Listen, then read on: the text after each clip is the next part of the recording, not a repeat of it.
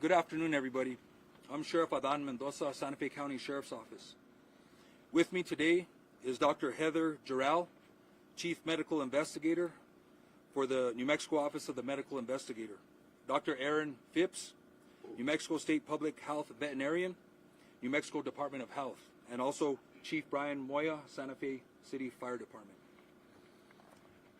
This investigation started on February 26th with the discovery of Mr. Hackman and Ms. Arakawa and their dog at their residence. I just want to do a short recap and then touch on some new information. As we know, both individuals tested negative for carbon monoxide.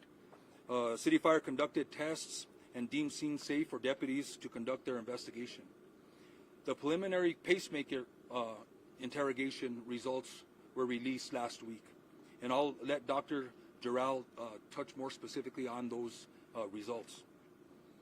The gas company New Mexico, they also did an analysis of the residence, and they found one minor leak in a single burner on the kitchen stove, which was 0.33% of room air, which was pretty minute and insignificant. Since that time, Xena, the deceased dog, has been taken for necropsy at the Veterinary Diagnostic Services, and we'll be awaiting those results. Let's speak a little bit in reference to the timeline for Betsy Arakawa.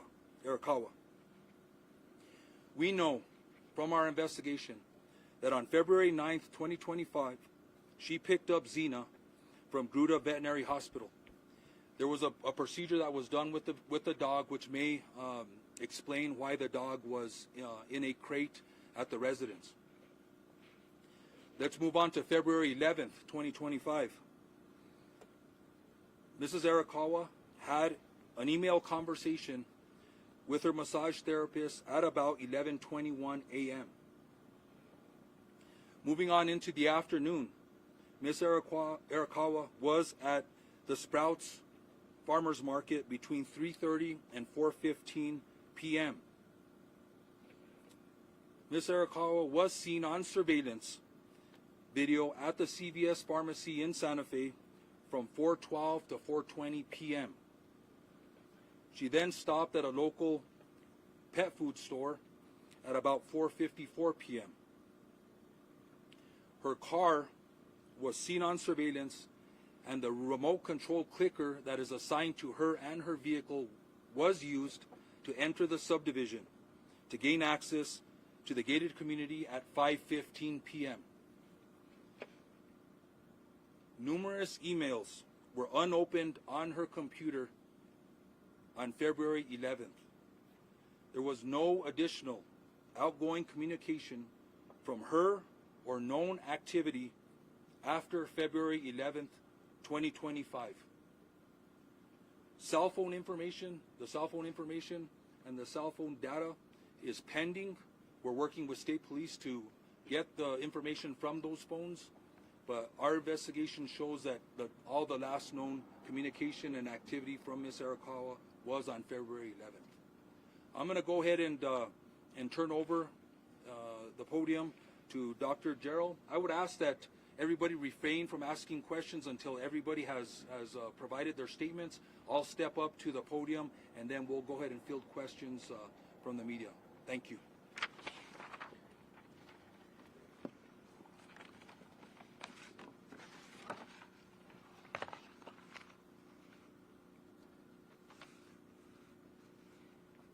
Good afternoon, and thank you for being here.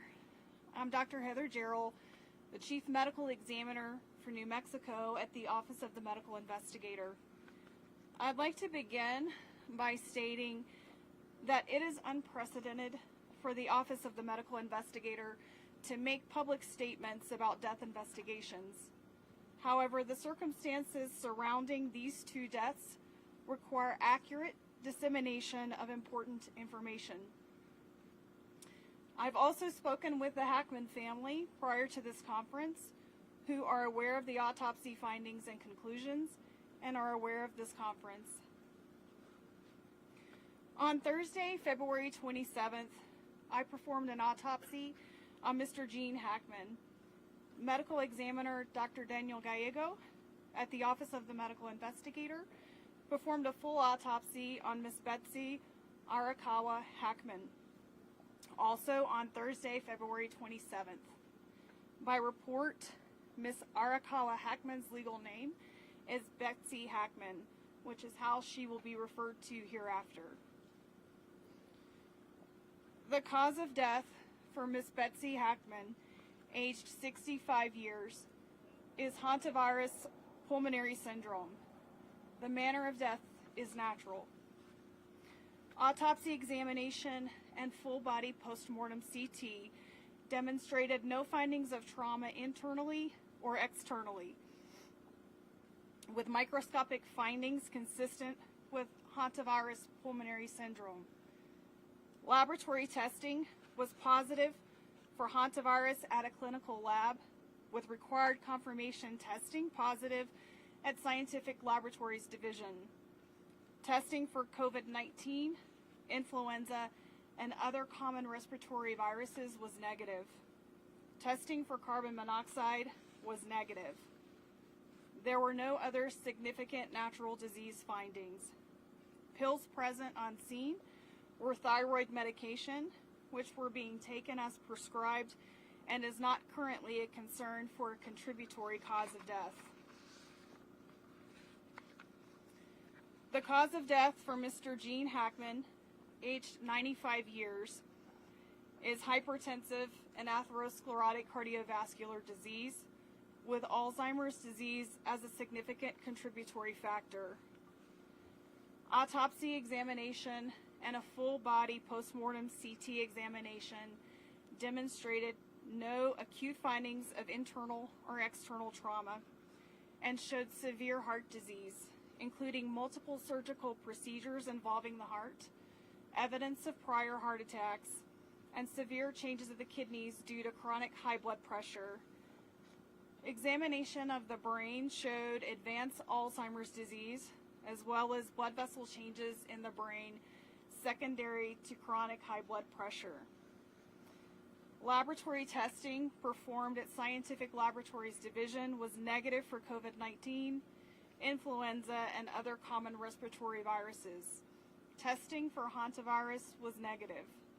Testing for carbon monoxide was negative. Additionally, there were no autopsy findings concerning for Hantavirus infection. I have been asked when death occurred for these individuals. There is no reliable scientific method to accurately determine the exact time or date of death. Mr. Hackman's initial pacemaker data revealed cardiac activity on February 17th, with subsequent pacemaker interrogation demonstrating an abnormal rhythm of atrial fibrillation on February 18th, which was the last record of heart activity.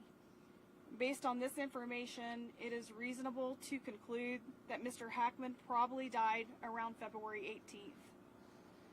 Based on the circumstances, it is reasonable to conclude that Ms. Hackman passed away first, with February 11th being the last time that she was known to be alive. Lastly, clinically, Hantavirus infection is characterized by flu-like symptoms consisting of fever, muscle aches, cough, sometimes vomiting and diarrhea that can progress to shortness of breath and cardiac or heart failure and lung failure. This occurs after a 1 to 8 week exposure to excrement from a primarily particular mouse species that carries Hantavirus. The mortality of Hantavirus, the mortality rate of the Hantavirus strain in the Southwest is about 38 to 50%. The Hantavirus strains in the United States are not transmissible from person to person. And so this is an appropriate time to segue to Dr. Aaron Phipps, the State Public Health Veterinarian with the New Mexico Department of Health.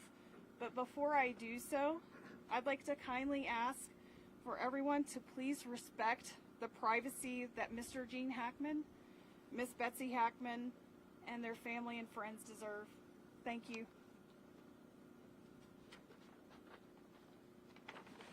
Thank you, Dr. Gerald. I will now provide additional information about hantaviruses in New Mexico. There are many different types of hantaviruses found worldwide. These viruses are zoonotic, meaning they are transmitted from animals to humans. Hantaviruses are carried by rodents. The hantavirus found in New Mexico, the Sin Nombre virus, is found throughout the state, primarily in deer mice, but in other rodents as well. Hantavirus pulmonary syndrome is a rare disease caused by hantaviruses, but a small number of human infections are found every year in New Mexico. Over the past 5 years, New Mexico has confirmed between 1 and 7 hantavirus infections in humans each year. Through the end of 2024, we have identified 136 infections over the past 50 years in New Mexico residents, 5 of these in Santa Fe County. This is a serious disease. 42% of these infections here in New Mexico were fatal. Most transmission occurs around the patient's residence or workplace, and the New Mexico Department of Health typically conducts an environmental investigation at the residence of all hantavirus cases in our jurisdiction. This can help identify specific areas that may pose higher risk, providing insight into where transmission may have occurred and how to prevent future infections. On March 5th, the New Mexico Department of Health staff conducted a risk assessment of the property, including the main residence, as well as other structures on the property. This was critically important to address concerns about health risks to first responders, as well as to inform any prevention measures needed to protect the family and other individuals entering the property in the future. We assessed the risk of exposure in the primary residence as low, similar to other well-maintained houses in New Mexico. We did identify signs of rodent entry in other structures on the property and provided information and resources about reducing the risk of hantavirus transmission related to those areas. Hantavirus can be transmitted to people through rodent urine, droppings, or saliva, so it is important to take special steps when cleaning up after rodents. Avoiding contact with or breathing in aerosolized rodent urine or feces, especially in a poorly ventilated area, is key. Detailed guidance can be found on the New Mexico Department of Health and the CDC websites, but I will provide a very brief summary now. It is important to use gloves and a well-fitting N95 mask when around or cleaning rodent-infested areas, and to open any windows or doors for at least 30 minutes beforehand to increase ventilation. Spray the area thoroughly with a 10% bleach solution or a commercial disinfectant. Let it sit for 5 minutes. Next, clean the area with paper towels, then throw them away in a covered garbage can that is regularly emptied. Before removing gloves, wash your gloved hands with soap and water or with a disinfectant, and then after removing gloves, wash your hands again with soap and water. It's important to never sweep up or vacuum mouse droppings, since this can spread particles up into the air. Since hantavirus is found throughout New Mexico, awareness of these risks and how to reduce them is important for all New Mexicans. The New Mexico Department of Health extends our deepest condolences to the families and friends during this difficult time. Thank you. Thank you. I think that'll conclude the statements for today. We will go ahead and take questions. I ask that there be one question per agency, and please state who you're directing the question to, as there's several individuals here at this conference. Sir. Sheriff, just to clarify the timeline here, does this mean Gene Hackman was likely home with his deceased wife for a week before he passed away himself? Yes, I would assume that is the case. Given his Alzheimer's status, that Mr. Hackman was able to live on his own and survive for those 7 days? I think that's more a question, maybe for Dr. Jarrell. Just to repeat so that everyone could hear, the question was, do we believe that Mr. Hackman was able to live on his own and survive? The answer to that question is that Mr. Hackman showed evidence of advanced Alzheimer's disease. I'm not aware of what his normal daily functioning capability was. He was in a very poor state of health. He had significant heart disease, and I think ultimately that is what resulted in his death. I was able to look at fluid to determine if he was dehydrated, and I did not see evidence of dehydration. I did see evidence of very poor kidney function, and I think he died as a result of his heart disease and with Alzheimer's being that contributing factor. What about starvation? The question was, what about starvation? So there was no food in his stomach, which means he had not eaten recently, but he had also no evidence of dehydration. So based on your understanding of the progression of the Alzheimer's, do you believe that he was possibly not aware that his wife had died or didn't know what to do in that situation? It's difficult to answer. The question was he aware that Ms. Hackman had died? And I think that question's difficult to answer, but I can tell you that he was in an advanced state of Alzheimer's, and it's quite possible that he was not aware that she was deceased. This is for the sheriff. Considering the circumstances under which Mr. Hackman was found in the mudroom with his walking cane and sunglasses by him, do you think there is a possibility that he was trying to get help for his wife?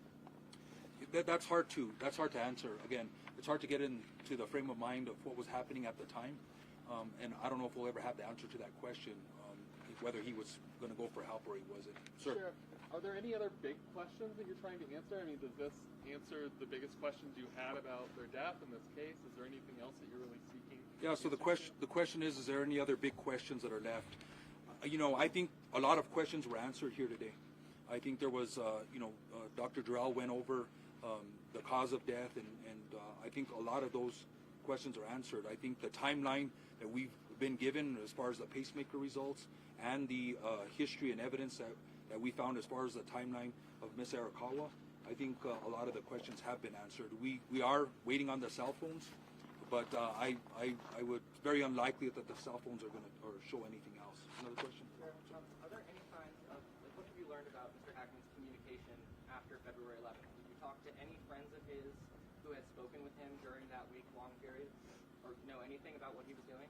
So the question is whether there was any communication from Mr. Hackman or activity, and no, at this point, no. I don't know if he used cell phones or technology or emails. There's no indication of that. So right now there is no activity from Mr. Hackman. Sheriff, do you know if his pacemaker was connected to some sort of monitoring service? Was anyone tipped off that something was wrong? The question was his pacemaker connected to a monitoring service? The answer to that is that his physician, one of his physicians, had contacted me and told me that they could see the data from the 17th, but that to really get the most information from that would come from the interrogation of the pacemaker. And that's as much as I can answer, not being a cardiologist. They didn't say whether or not they were monitoring, or was his pacemaker equipped to send back data in exact time so that someone could say, hey, something's not right? I can't answer that question, I'm sorry. Sheriff, Sir.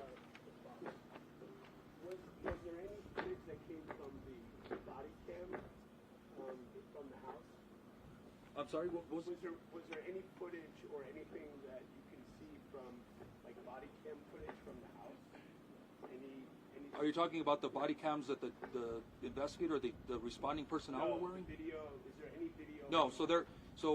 There was no outside surveillance or interior surveillance that we are aware of in the residence. So there was nothing to show the activity inside or outside the residence, and not at this time, no. Dr. Durrell, you mentioned that one of the symptoms of Hantavirus is shortness of breath. We learned before that Betsy Hackman was laying on the floor when she was found. What kind of medical episode would she have had to cause her to fall and then not be able to ask for help?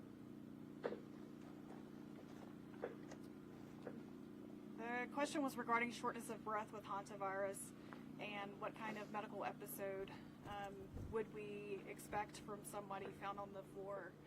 And I think to be able to answer that question fairly, I can go back to hantavirus infection, which initiates with what's called a prodromal phase.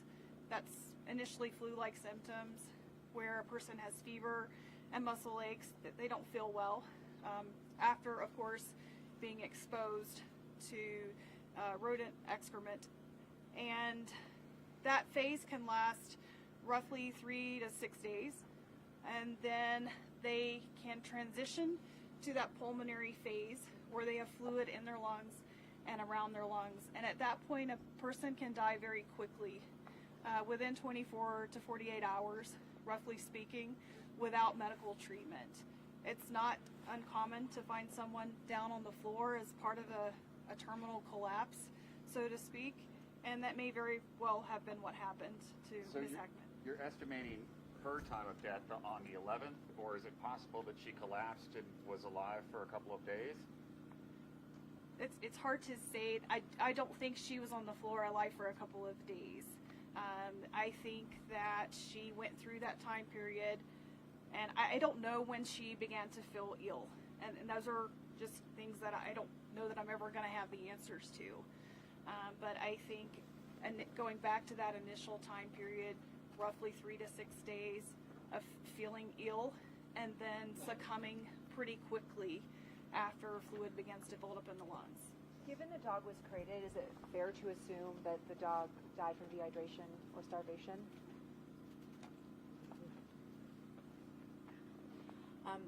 I don't think we know the answer to that. However, given the timelines presented, it is a possibility. Is it possible the dog had the hantavirus? Dogs do not get sick from hantavirus. Sure.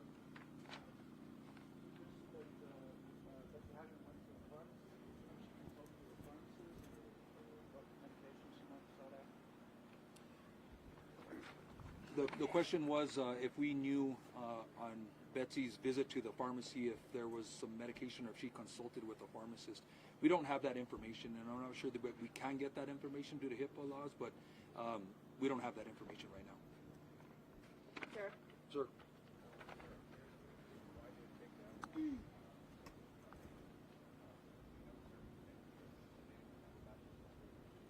At this point, there's no indication that there was a caretaker at the home. Sheriff, with the footage that you saw of Betsy on February 11th, was there any indication that she was feeling shortness of breath or having trouble moving around while she was running these errands? You know, we can analyze the video a little more, but it's going to be hard to tell. She was walking around, she was shopping, she was visiting stores, but my detectives didn't indicate that there was any problem with her or struggle of her getting around. So, and I believe she had a mask on also, so I'll have to confirm that, but yeah, that there wasn't any indication of that. Sasha? Sheriff, this might be for you or Chief Moya. I don't know who could better answer it, but when was the last time you guys dealt with a hantavirus case in Santa Fe County or responded to one? Yeah, the question was last time the city of Santa Fe or the county dealt with a hantavirus case. I think we're going to have to look into that. I'll get back to you. I would have to do some data before we can conclude that. Have you had any communication with the CDC? Is there a concern about a bigger public health issue here when it comes to hantavirus? The CDC is aware of this case.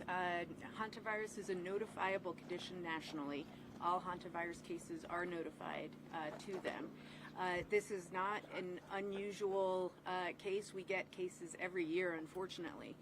So we're not seeing any indications of any abnormal or unusual patterns. We'll go ahead and take 2 more questions, and then we'll wrap this up. Is there anybody that hasn't asked a question yet? Sir. Do we know, did Betsy communicate to anyone, family, friends, that she was feeling ill? Did she make anyone aware? Again, we're going through some of the communications, and I think the cell phones may have some indications of that prior to the 11th.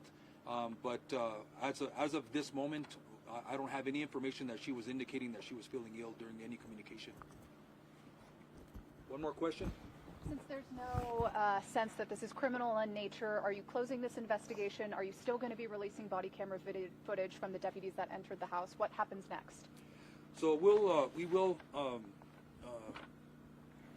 deal with IPRA requests as necessary. If there's body camera or any request for public information, we will be releasing that because of the law.